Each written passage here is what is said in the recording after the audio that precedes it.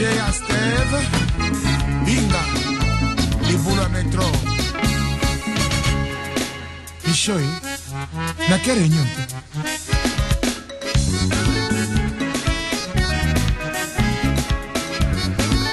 Et dit mon cher.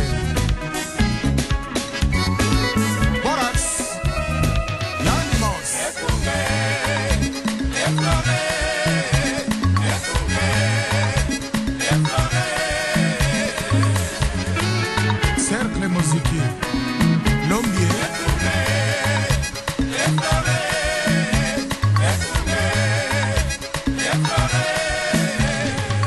Itualité bana Saint-Paul, toujours meilleur. Toponi akunga okamba, bana Saint-Paul et papa, au fleur.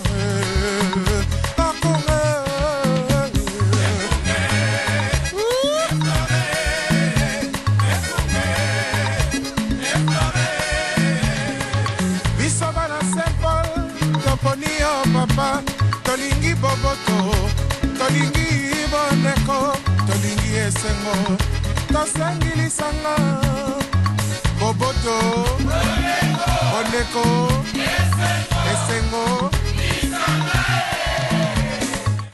Mbote mingi balandi radio lisanga tokutana mbino susu na poko ya mokolo mwa lelo mokolo mwa jeudi 15 novembre 2012 poto bana bilongo ya mutu ya na radio lisanga ndenge to mesana ko sala poto koba na boyebi penza to ko sala ndenge to sala kala bomesana na biso to ebiete biso to lobela kabaye panso bai lisusu na makoki ya ko milobela te pambate na ngongo tozali to basili kokufa babomi bango pona ntina ya bomo iwa bato basusu to te na tango tozali bai na boloko pona koluka kotelemela bolamu ya bomo ya bato basusu to te bazali na esika ya kobatama pona kokwea na maboko ya bayeba koluka bango te po bango batelemeli bolamu ya bato basusu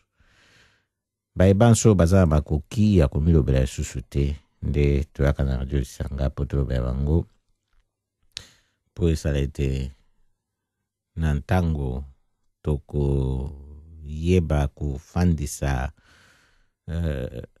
lolenge oyo ya kotala kaka ya komitala kaka te kasi kotala pe basusu pona koyeba komona kati na basusu nde soki ekpeeli moko na biso nyonso akozala na makoki ya kolobela ye akozanga te kolobela ye na ntina ya kosala ete na ntango oyo eloko ya kozala pona kosalisa ye koki komonana esalema soki te eteya basusu ye koboma baluba nalobaki eloko te pona za moluba te baye koboma bakongo nalobaki eloko te pona za mokongo te baye koboma baswahili nalobaki eloko te pona za moswahili te baye koboma bangala nalobaki eloko te pona za mongala te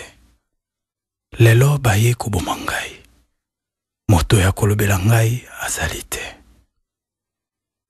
tungulu mudia ndambo rest in peace. To kobanda programme na biso na likambo tolingi ko komisango na mato ya balandi nyonso radio lisanga po salete bino pe bo tambusa sangoyo basengi biso po to luka poko ya lelo to tambusa yango nde to bandi mpenza na kofungula programme na biso na sango oyo baibanso oyo baebi JP Nobla ye aibami mingi ngumba Amsterdam wa esika ya fandeli kasi basusu pe bakoki koyeba ye ezala na libanda ya Amsterdam. JP Nobla azali na bokolo bokasi na tango tokolo baba ebisi biso po totambusa sango tolobi ete ayi na kati na lopitalo kuna ye alali na mbeto na lopitalo na bokono bokasi mpenza awa na kati nguma Amsterdam. Likambo ya mpasi eyi wana ete eko lukama pona koyeba kokomisa sango na o nyonso ayebi ye soki pe oyebi ya ye ndeko oyo afandi na mboka peibo tozali pona kokomisa sango epai na ye na lombango po akoka koma na lombango awa na ngumba Amsterdam pona kokene kotala ye ndeko na mbeto ya lopitalo kuna ndenge tolobi bokono eyi makasi ezali likambo ya kosala mpenza na lombango pona koyeba mingi soki bo contacte biso na Fondation Lisanga bo komona eza kaka pe ba coordonnées o bo ko entrer na biso na contact na Radio Lisanga ba kolanda biso siko na internet soki botali na contact ya site na biso na www.lisanga.nl bo mona ndenge ni bokozwa biso na contact tokoyebisa bino pe lisusu soki na email ezali info@lisanga.nl info@lisanga.nl boki pe kotinda SMS tokobenga biso na numero oyo 06 20 9 4 58 96 tobandeli 06 20 9 4 58 96 wana toyebisi bino boye pona bo tambusa sango oyo bayebi kotambusa sango mpenza po ete sunga kokoma pe na matoi ya ndeko na ye tolobi boye ezali JP Nobla ayebami na kombo wana mingi bayebi ye na kombo wana ya JP Nobla awa na kati nguma Amsterdam esika ya fandeli ndenge tolobi bokono bokasi eko tungisa ye nde ayi siko na mbeto na lopitalo kuna ye alali deja na ndenge bakoluka kopesa ye basoin nde tosengi kotambusa sango oyo po bayebisi biso ete eina ndeko na ye azali na mboka Pays-Bas mpona koluka kosala ete ayoka mpe aya ngumba Amsterdam mpona kotala lolenge kani ya kosunga ndeko na mbeto ya lopitalo ye azali na engumba Amsterdam. Bandi ya Radio Lisanga tozali kokoba na programme na biso ya Radio Lisanga nde toko yebisa bino programme na biso boye toko bandango ndenge to saka bomesano nde topesi yango libandeli toko lobanano makambo na ntina oyo etali santé pamba te mokombo alobi yango ezalaki mokolo oyo etali ba diabétique nde liboso ya biso nanu koloba likambo wana po ezalaki mokombo alobi tokoyebisa bino nanu pe toyoki na ntina na santé awa na mboka Pays-Bas mokombo lelo basili kotambusa sango ete ezali na rapport moko oyo esalemi na secteur médical mpona likambo ya ba médecin ya famille oyo balobi ete esengeli ba médecin ya famille awa na mboka Pays-Bas balobaka pe mingi non balobi ete bazali koloba mingi non te yango ekosala ete bakomelaka bato bakisi mingi oyo balobi ete ezali pe malamu te kokomelaka bato bakisi mingi ndenge wana babi soki batali na mboko eyi mpembeni awa Allemagne kuna ezali longe mosusu toyebisi bino boye na Radio Lisanga mpona bo kokaka pe koyeba makambo ndenge bazali koleka ntango mosusu okokende pa mbonganga na famille okomona comportement eyi ndenge mosusu kasi tokoyebisa bino mpona ntina na grippe po likambo na grippe soki baboyaka kopesa kisi po kisi oyo bakoka kopesa makasi ezalaka be antibiotique nde awa na mboka Pays-Bas ezalaka na mesure badwa bapesa bato antibiotique pamba te po esala te na tango bokono ekoya ya virus to bactérie oyo ekosenga bakombattre yango ebe na antibiotique soki yango ese mesani na bato antibiotique esaka susu eloko te. To kei sikoyo na likambo tolobaki oyo ya bamalade ya diabete. Solo toyebisaka bino makambo oyo etali mboka Pays-Bas pe mboka République démocratique du Congo po yango nde ezali esika biso totia makolo. To wuti na mboka République démocratique du Congo toko vivre na Pays-Bas pour Radio Lisanga Sami na Fondation Lisanga point de soutien congolais à partir ngomba Amsterdam toko emettre to ina mboka Pays-Bas. Yango to talaka makambo manso matali Pays-Bas na République démocratique du Congo po esalete tobunga nzela te. O toko yebisa bino sikoyo etali situation na Uvira kuna na mboka République démocratique du Congo. Yango ezali likambo oyo pe kamusi baike mpenza. Soki na Bible yete likambo oyo kamusi baike boko yoka tokoka bolango na bino pamba te likambo oyo na lolenge oyo bato na maladi kuna na Uvira bako sala kokende koluka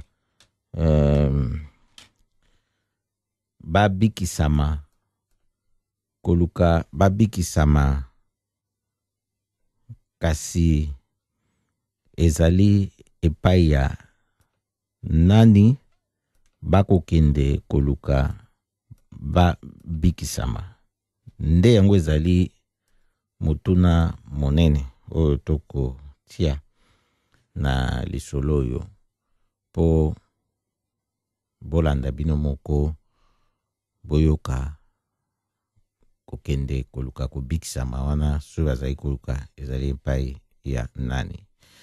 Liboso ya biso kokende kokota na lisolo yango ya bozindo oyo ya bamalade diabétique toko pe manano moke na loembo ya SD Malaika Son d'Hiver oyo beta loembo kitoko mingi pona koluka kotalisa bato lolenge kani esengeli pe to se comporter na bayebanso oyo bazali pe na bokono yango etalite bokono soki bokono nini oyo elobaka lwambo makiadi moto ekomi kaka soki abeli o ekomi bokono mabe kasi bokono nyonso pe ezali be mabe nde loembo oyo po tofandisa bino na nsima loembo oyo lisolo oyo tongi toyebisa bino ekoleka na bamalade kuna na Uvira.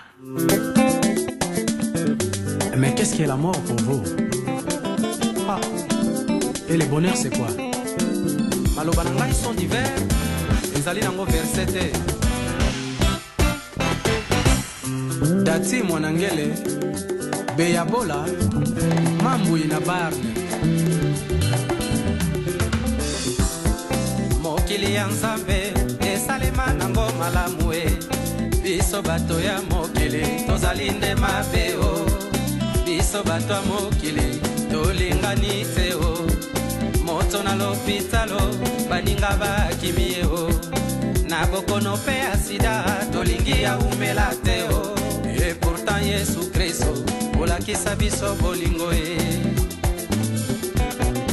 Aimé Dolunda tosalisana tango tozali na bomoi tango tokokufa ekozala na tina te tango tokowa ekozala na tina te awa nazali kopelela bosalisa lifaki ye kilo shembele tosunga lifaki ye Angel Siki na Rotterdam makambo namonaka na Kinshasa vraimen ngai ekamwisaka ngai makamona monaka na bakongole ngaso divere na kamwaka na bamboka mosusu soki moto azali na bokono ya sida bakonsolaka elobilobi ntango mosusu kise komonana akoki kobika ye kasi biso na Kongo soki ozwi bokono ya sida ebongi okima soki ozalaka na Kinshasa ebongi okende ata Braza soki mpe na Hollande kende ata France soki mpe na Belgique kota ata Gabon. José Mukelenge, Gilbert Ulme, Nadège Tomba, mwana Bruxelles. Nalobi malobalanga son divers ezali versete bafrere en Christ na basere en Christ ngalaka mwaka e Nzambe akela biso alakisa biso bolingo alakisi biso séparation te kasi bino bokoma kosepare bobenga biso bato ya mokili bino toyebaka te soki mpe bozali bato ya wapi e pourtant na Bible Yesu alobaki ayaki mpo na basumuki totikaka kokosela Nzambe makambo ye soki tokoluka mbongo toluka ata na ndenge mosusu kasi oya kofingana wana nde mabe. Les deux vieux sages des Pays-Bas, Jean Texena, Messi Nestor. Miziki euta na Lola kasi atalaku azalaka te lelo ekoma baorchestre nyonso ekoma na batalaku. Merci vie Josar na oyo nyonso osali mpona biso mpo barwa David babinaka me animateur azalaka te ebembe boyaka kokunda mateo mama bofinika badra bofinika mataba kaka ndenge moko kopesanga oyo bolingaki kopesa mokolo aliwananga lokola toza kotala ye tosalisana José Ndozina Clara, ebembe boyaka kokunda mateo mama tofinika badra tofinika mataba kaka ndenge moko kopesanga oyo bolingaki kopesa mokolo aliwananga lokola toza kotala ye tosalisana Rolfe Musolongo, Alba Tambina Janga, Jean-Pina Rosita na mboka nyonso soki bakundi moweye batiaka fololo na liboso na ye po te ezalaka bongo kasi biso na Kongo soki botie fololo ebongi bokata yango mikemike noki bakoyiba respect na baweye mpo na nini esila Petronel na Ogi na lelistafinika badra tofinika mataba kaka ndenge moko kopesanga oyo bolingaki kopesa mokolo aliwananga lokola toza kotala ye tosalisana mokolo ngalakoa sondimala nakoyeba te soki perishe Nzambe napesi molimo ye nayebike na bomoto nanga nazali mabe te nalula mwasi ya moto te nayiba eloko ya moto te miziki nakosala nazali kokumisa bikelamu ya Nzambe Nzambe azali jaloux jamais na be ya tendresse Nzambe azalaka jamais jaloux na bamasa ye bongo Nzambe azala jaloux vraiment na Yesu kibenge yaka kokuna mateo mama tofinika badra tofinika mataba kaka ndenge moko. C'est vrai que motabota makanasuki kasi na mino te sosola tozali kokoba na radio Lisanga pokwa lelo ndenge tobaki tobeti na mwa loyembo wana nde to iya sikoyo kosolola na ndenge nini situation na Uvira ezali koleka ya badiabetique totali likambo boye pamba te moko mwa lobi mercredi 14 novembre ezalaki mokolo oyo ebiangami journée mondiale contre le diabète nde yango tokosola na bino mokolo lelo oyo po epe na ntina ete toyebaka mpe kokabaka makambo ndenge tolobaka awa radio Lisanga yango oyo na Uvira kuna esili koyeba mete ezali na bato ebele oyo bali na bokono ya diabète oyo bazali kokende te na ba centre ya santé oyo ezali kuna po na ba médecin baluka ko sunga bango. Ba service yango oyo ba centre ya santé ezali kuna na makambo ndenge ezali kolekela kuna sili kolobete majorité ya bato oyo baina diabète bazali ko préférer bakende na bango na babisika ya losambo na ba église na ba prière au lieu ya kokende na hôpital. Nde elobami na monoko ya animatrice ya service oyo service ebiangami service ya ba diabétique na centre Saint-Paul na Uvira kuna. Kombo na ezali Elizabeth Mekato ya lobi ete likambo oyo esengeli bato ba landango malamu po alobi ye moko pe azali depuis 23 ans diabétique. Alobi na ndenge bato mingi bako kendeke na babisika ya losambo ko boya ko kende na hôpital esi ekufisi bato ebele na maladi oyo ya diabète. Ye akoyebisa bato boya alobi esengeli ozala na courage ya kondima ete ozali na malade. Ozala na courage ya kondima ete ozala na bokono. Na tango yo osili kondima ete oyi na bokono wana osi olongi etumba ndenge ya lobi. Nde azali kosenga na bato banya diabete ba luka kokende epai ya bato yo basalaka mosala na ndenge longo bani po bapesa bango ba conseil lolenge kani esengeli bango bakoba na bomoi bwa bango. Ye Elizabeth Mikato ye alobi pe lisusu pon expérience na ye na kotangela bino alobi boy moi je me porte bien. Je n'ai jamais été hospitalisé à cause de cette maladie. J'ai eu 4 enfants malgré ma maladie et je ne suis plus jeune. Chaque jour, je donne mon exemple aux malades. Tosuki wana na kotanga ndenge alobi. Alobi boyoki ye moko boko dwangwa inango ya diabete asi aboti bana 4. Alobi ete azali na ye malamu. Aine na nzoto kolongono. Aza pe lisusu elenge te asi akoli mikolo nyonso ya bomo iboye akomande kopesa exemple na baebanso baina bokono. Nde azali kolobete bae oyo bazali kokima sima na losambo ezaleli ya malamu te pamba te bokono bwa diabete ezali na likambo moko te na ba démon pe ezali na likambo moko te na mauvais sort.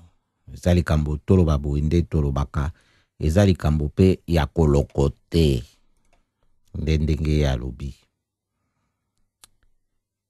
Nde kuna ya salaka na service diabétique ya centre Saint-Paul na Uvira, service wana tosi koebete ezako fonctionner depuis 13 ans. Ezali kozwa en charge environ 2500 malades ya diabète oyo bazali kouta na Fizi, na Mwenga, na Uvira, na Bukavu epe na Tanzanie. To sabino pe na tina ya lisolo yo ete Fédération internationale ya diabète na beaucoup CFID elobi ete ezali sikoyo na plus de 370 to plus de 370 millions ya bato yo bakobela bokono bwa diabète na mbulu eleki ezalaki 366 millions. Nde to lobi boye po na esalete bato baeba wenge kanye sengeli ko kende na tango ina bokono ndimeto ina bokono pe kende o kende ko kotalisa nzoto na yo na baminganga basunga yo na bakisi oyo ezali pe na bakonsei oyo ezali oyo ekoki kosunga.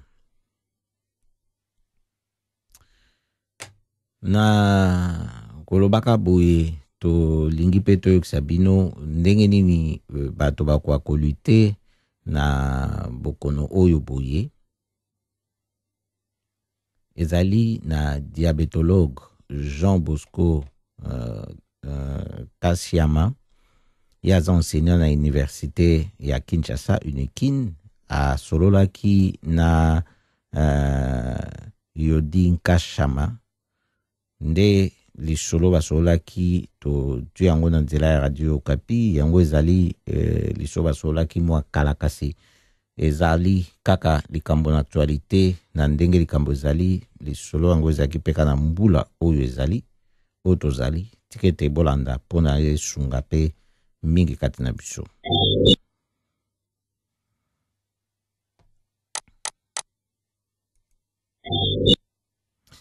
Ba ndeko balande Radio Lisanga boko limbisa biso pambate lisolo Okapi service.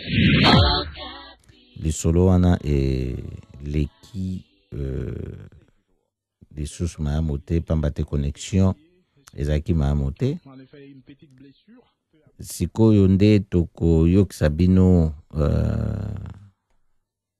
lisolo mosusu oyo pe etali kaka tina na diabete pambate elobamaka ete ezali malamu te kojoka pota na makolo. Nde sikoyo tokoyoka loyenge kani okoki ko se comporter pona situation na bapota na makolo na tango ina bokono na diabete. Ezali pe lisolo kaka tozwi na nzela ya Radio Okapi pe ya solami na Jodi Nkashama pe na Tati Mapuku. Okapi service. Okapi, Radio Okapi. Le conseil du jour. Vous avez tort de négliger une lésion sur vos pieds si vous êtes diabétique. En effet, une petite blessure peut aboutir à des conséquences graves comme une amputation. Oui. Comment éviter ces blessures? Tati Mapuku, bonjour. Bonjour à tous. Il est conseillé de laver vos pieds avec de l'eau tiède tous les jours, mais ne prolongez pas les bains de vos pieds. Séchez bien vos pieds, surtout entre les orteils, pour que les mycoses n'apparaissent pas, car cela pourra engendrer une surinfection. Après les lavage des pieds, mettez une crème hydratante pour éviter la sécheresse de la peau qui pourra occasionner les fissures à l'origine des infections.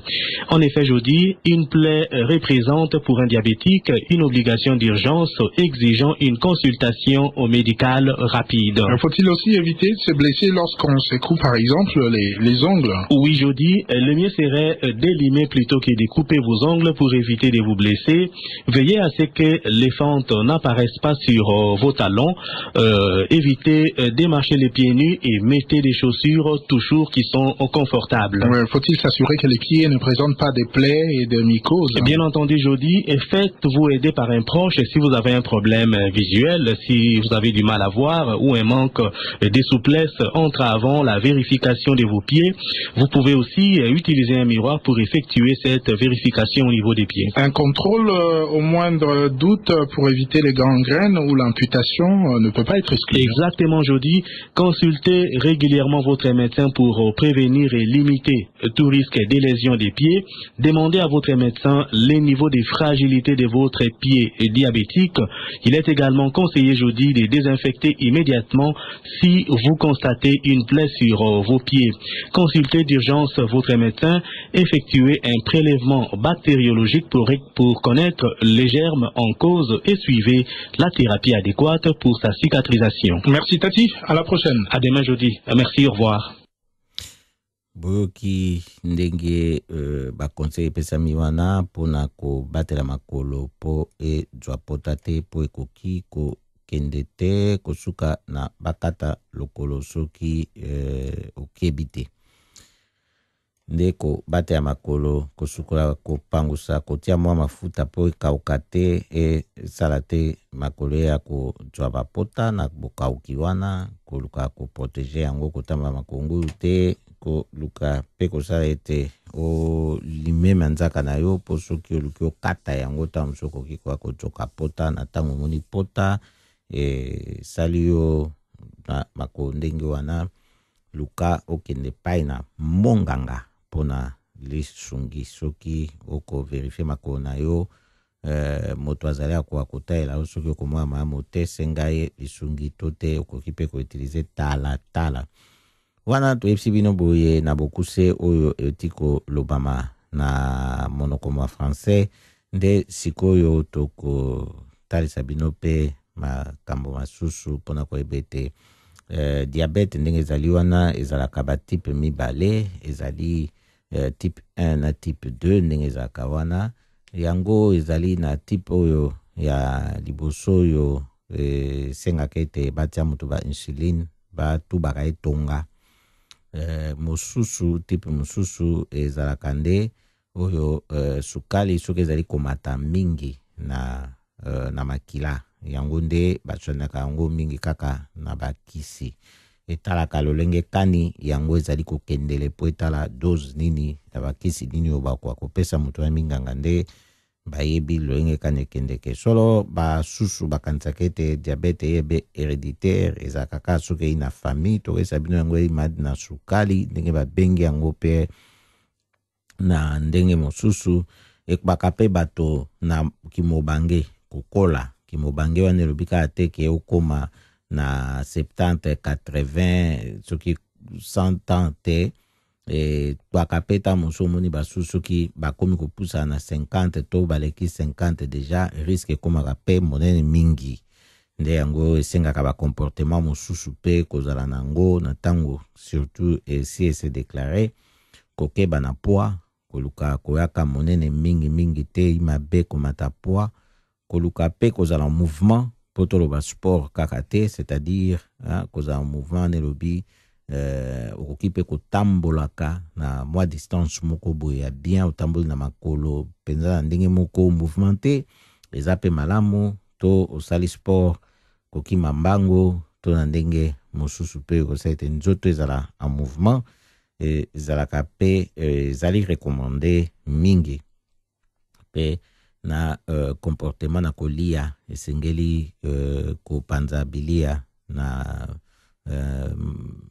ndenge koki na mokolo pona sukali ekota na biloko oyo ozali kolia na ndenge pe koki po nzoto eyi suka pe kaka na mposa ya kozwa sukali kasi koluka te kopesa yango na ndenge ya mabe oyo kopesa yango sukali rapide oyo neti sucre batiaka na bati na bakafe ndenge boyebeli nde esengeli kokeba pe na biloko oyi na matière grasse mingi po na ntango to ya cholesterol ekozala likolo eza pe risque monene mpona diabete po ekomaka sikoyo na risque kote wana to ya cholesterol emata mingi ekozala pe malamu te mpona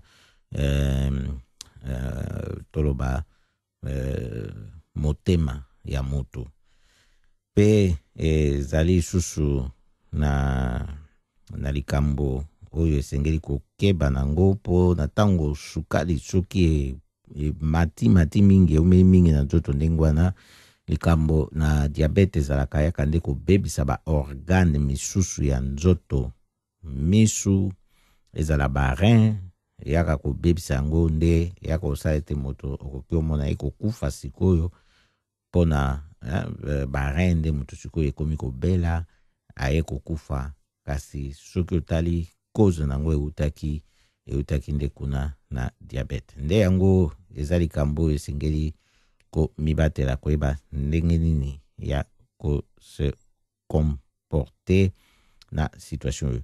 Wana ezaki ndenge tolobaki toka mokolo mwa lobi moleki mardi 14 novembre ezaki journée internationale ya diabète nde yango tolobaki pe tosala lisolo na radio Lisanga mpona tokoba na boyebi tokufa bo nyama te.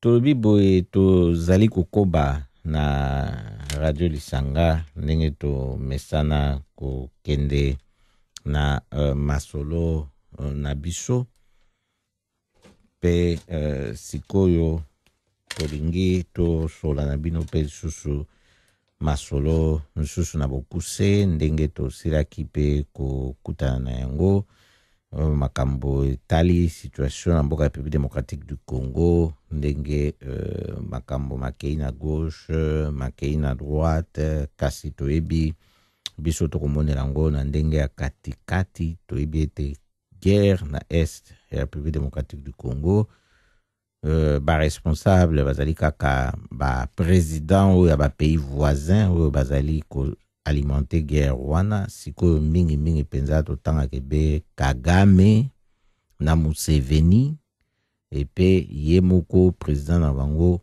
na République démocratique du Congo ou ya fraudeur imposteur Hippolyte Kanamba alias Joseph Kabila pe irresponsable bango bato baza ko protéger bazali d'abord kopesa ba moyen na bato basimba mandoki po babunda ba violer ba boma kuna na est ba piller ba matière première et pe bazali ko protéger bango lisusu boy totangi kunda batware totangi Bosco Tangada le loyo soki Belgique a seaki koloba mikolo milekete ba kati aide militaire oyo bapesaka na Rwanda bato babeti maboko bakoki na bango pe kobeta maboko po bayoki yango sango ya malamu na ndenge wana kasi tokoloba ete Belgique lelo yo nde bakata aide militaire wana po Belgique liboso bayebaki te ke Rwanda na aide militaire wana azali ko soutenir guerre na est République démocratique du Congo. Bomoni hypocrisie na bamboka oyo ya Occident ndenge ezalaka balingi balakisa lokola ete bayebaki eloko te baza surpris na comportement ya Rwanda et pourtant lui Michel ayebaki makambo wana bien tango kunda batwara azaki na est azokende kotala balakisa yango na bilili mkilimo bato mona yango tango bato baza koloba ke non kuna eza mabe etoyebi Koenders oyo azalaki ministre ya aide de développement ya Pays-Bas akendaka pe batango wana pe susu kala alobaka kunda batware azali criminel de guerre ndeni lelo yo nde na sima ba mbule ebele Belgique azoya koloba bakati aide militaire na Rwanda na hypocrisie o bango nyonso baza nango ezala France soki na bosante France aza na droit ya veto mpona kokota na conseil ya sécurité kasi Rwanda koti na conseil ya sécurité président ya France aye francophonie sali bato jeu politique na maloba oyo eza na effet contre système na Congo, contre régime na Congo, contre situation na Congo, aye azue loko alingaki honneur ya France culture à France et moi makasi azongi na ye mikolo mbale Rwanda koti na conseil ya sécurité. Ezali ndenge wana ndenge tokoloba ata lelo yo pe États-Unis balobi ete bazali kopesa ba sanction contre Sultani Makenga oyo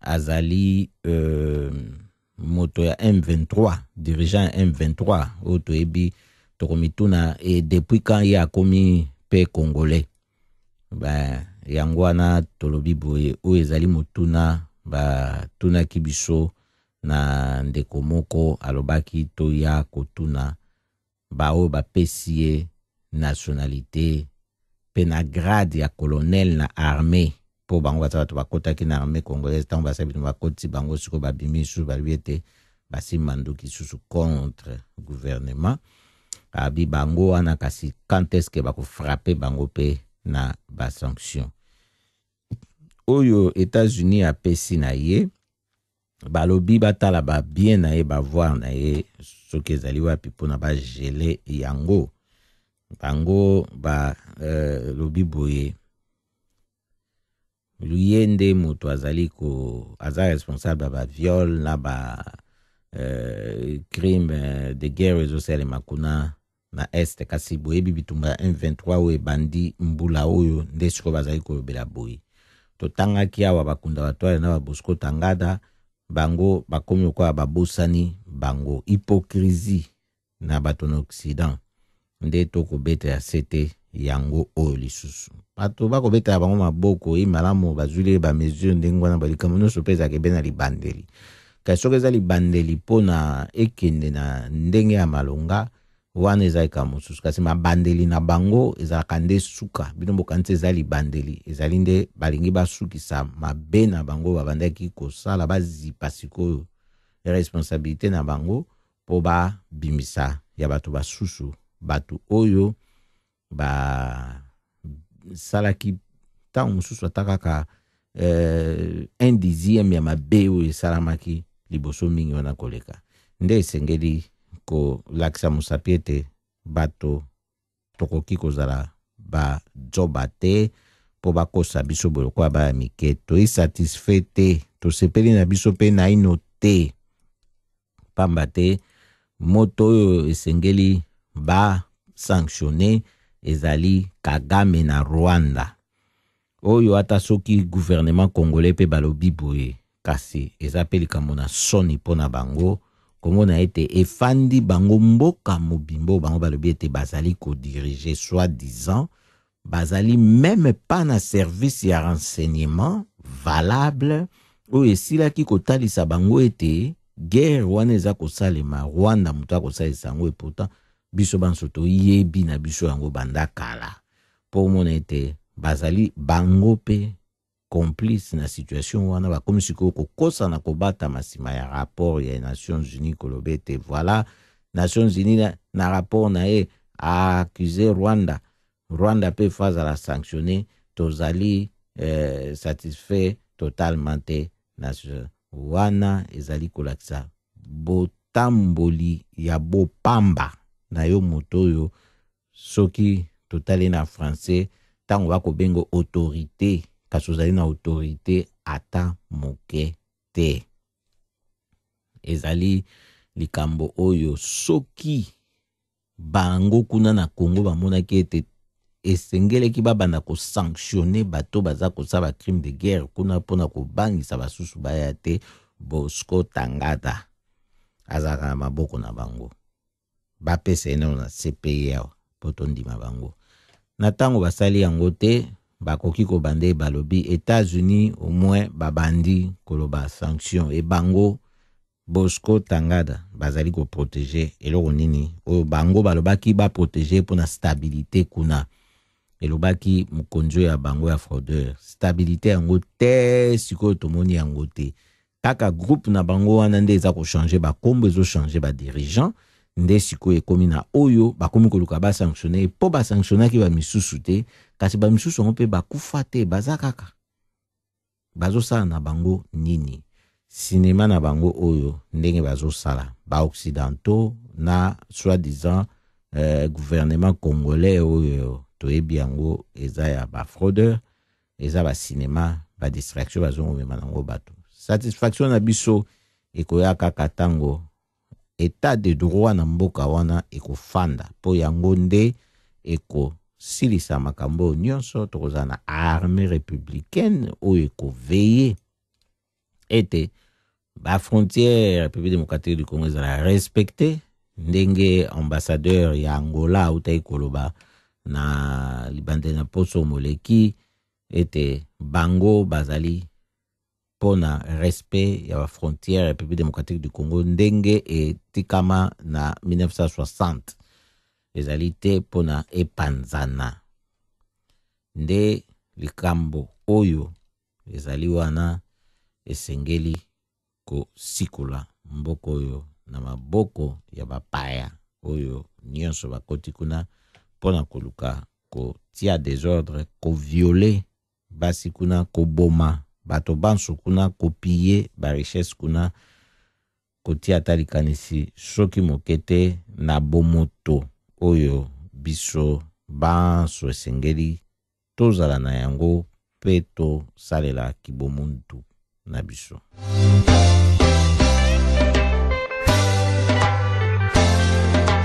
Quitter le Congo, la terre de nos aïeux.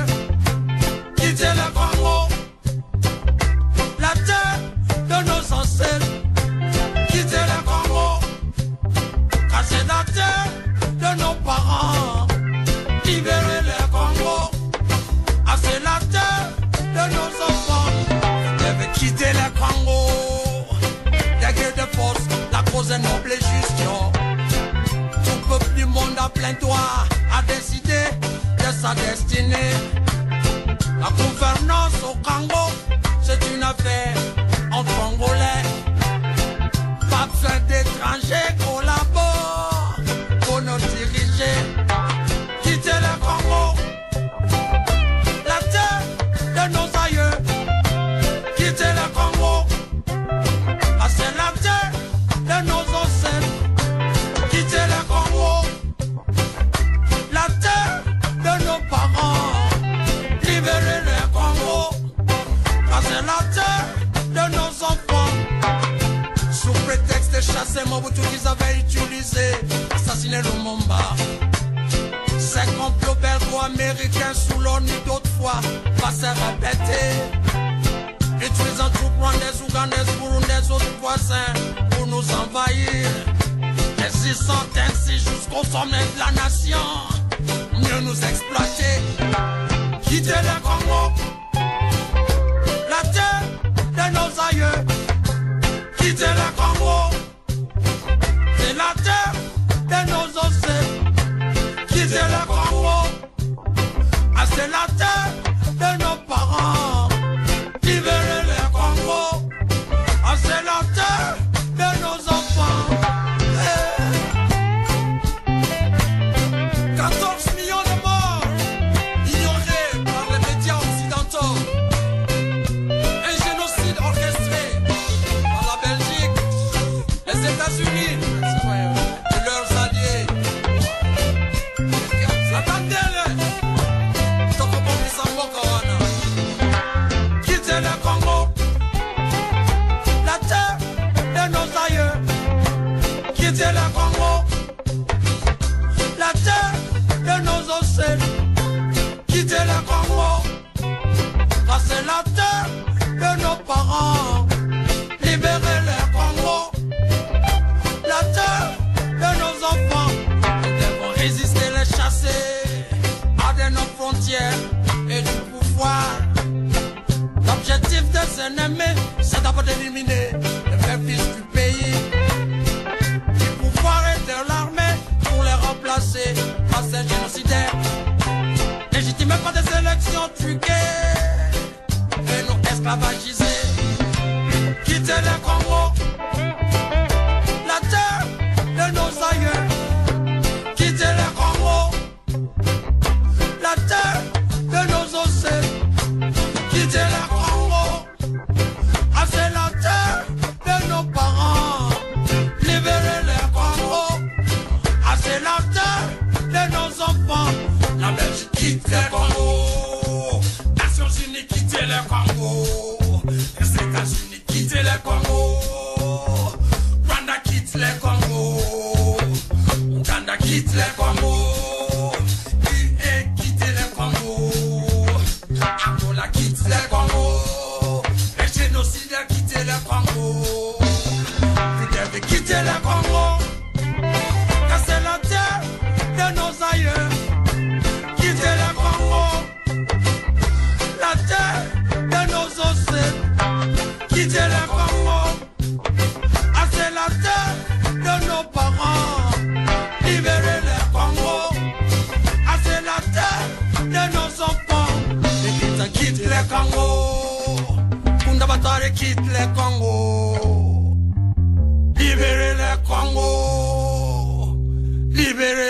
Congo. Tokoyebisa bino lisusu baibanso bakolanda biso likambo oyo likosalema samedi oyo likoya na kati nguma Amsterdam. Tokoyebisa bino likambo toyebisaki bino pesu na mikolo mileki eza na ntina ya Afrika Dar oyo ekosalema awa na nguma Amsterdam. Yango Afrika Dar esalemaka na fondation oyo egeraka parti politique oyo ya gauche ya munene PFNDA bayo bakoti sikoyo na gouvernement. Afrika Dar oyo eza mokolo toloba mokolo mo Afrika bango basalaka yango boye mpona kopesa occasion bato batala makambo mingi oyo ekoleka na mboka Afrique. Nde tomemaki na attention na bino mokolo oyo ezalaki na ntina ya conférence moko ekosalema kuna oyo tomonaki eza na ntina ya komema yango na attention na bino mpona kotala ete baye bamoni ete bakende kuna mpona kolanda masolo oyo bakobeta na ntina na République démocratique du Congo bazala pe wana na mituna na bango na baremarke na bango mpona kotalisa ndenge nini makambo esengeli ekende na kopesaka attention na situation ya peuple kuna na mboka République démocratique du Congo. Yango ezali workshop ndenge babenga yango workshop oyo ekosalema samedi le 17 novembre ekoya ekozozala na 15h45 balingi koyeba mingi soki batali na www.africadar.nl kuna bakoluka pe bakomona ba information oyo. Workshop yango eza na kombo ya conflict grondstof in Congo eza néerlandais donc ba conflit ya matière première na Congo. Nde mutune eza kotuna mawana hoe krijgen we coltan, cobalt, conflictvrij. Bindingen niet ook wel kuzwa coltan na cobalt sans conflit. Mutune kotumna na ma yango wana pona workshop wana. Nde yango ndenge ekosai mawana ekozala de 15h45 à 16h45 ndenge eza planifié.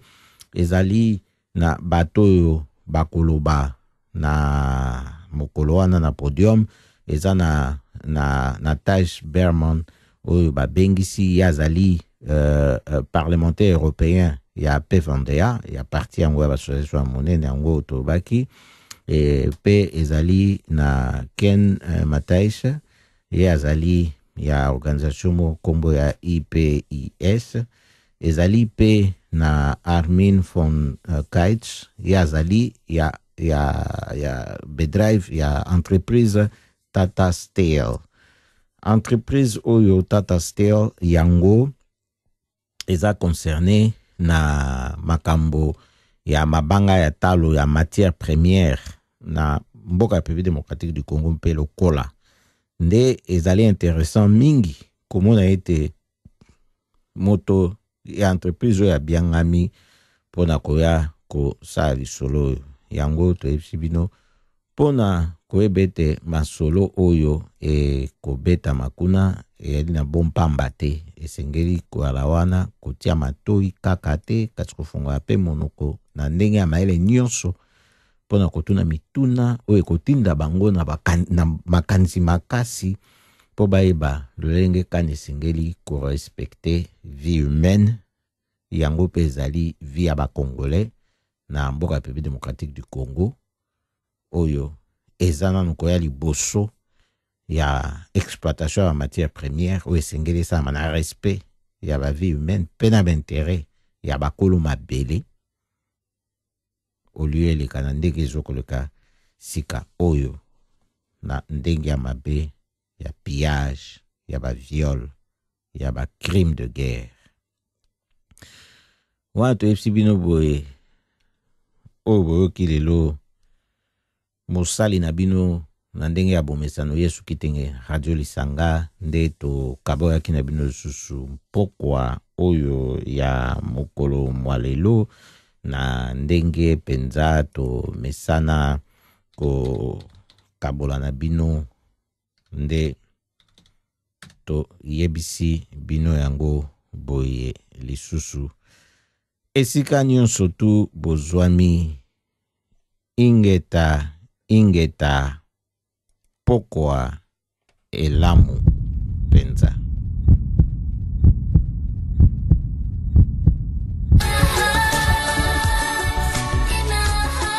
Kevin Fire, dis-nous les combattants, ça vient d'où? Pourquoi ils sont là? Où vont-ils? Que veulent-ils? Qui sont-ils? Hein? Moi je sais qu'ils n'ont rien vu arriver.